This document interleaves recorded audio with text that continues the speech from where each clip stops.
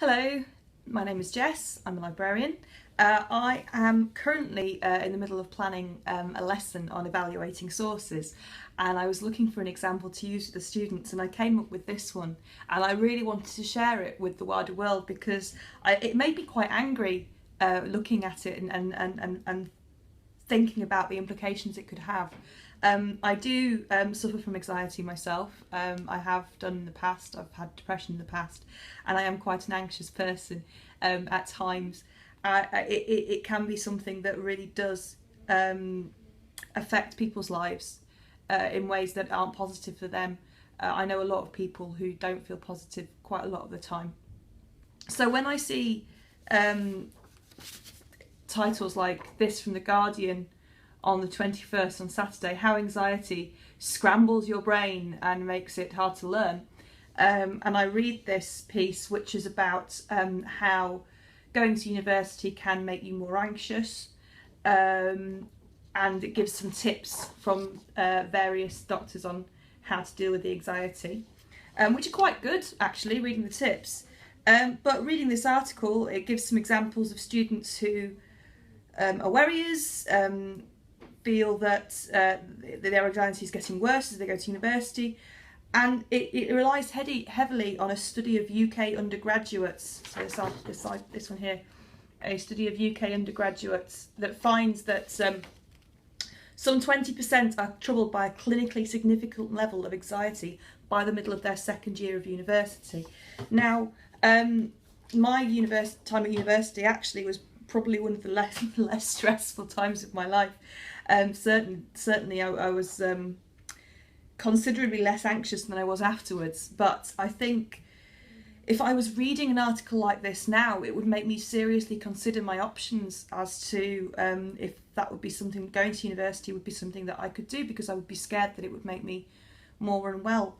But then I looked, and the article does link, this is a printout unfortunately, but on the website it does link to this study of UK undergraduates, and this is an open access article from the British Journal of Psychology, which is open access. You can access it freely.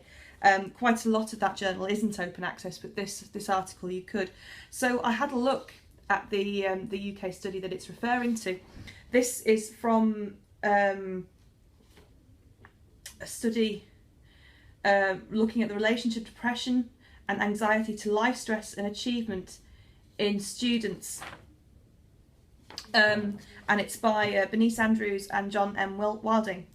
And this study, well, the results are, by mid-course, 9% of previously symptom-free students became depressed, and 20% became anxious at a clinically significant level, as reported in the Guardian article. Of those previously anxious or depressed, 36% had recovered. That's never mentioned in this. This article is also from 2004. The world has changed so much in the last 10 years. Your stresses and the things that make it harder to be young are different to when I was at university in 2004. We didn't even have Facebook. We didn't have phones. We didn't have half the money stress. And this is what they're quoting in an article that is quite clearly written in order to make you look at a student study on anxiety, but it's based on 10-year-old data that it's not even fully reporting. And to be honest, it just made me really angry, and it made me really realise how important it is to read around what you're finding in newspaper articles, and how important it is to click on those links, and how important it is for things to be open access so people can click on these links and find out more. So this video, if anything, is just to say to people, don't don't read things like this and panic and think I can never go to university because I'll be ill. There are various reasons why you should and shouldn't do things, but doing it on the back of an article that is selectively quoting old data is not one of them. So please do your research, evaluate your sources, use your librarians if you're not sure how to do that, and yeah, go for it. I did it. You'll be fine.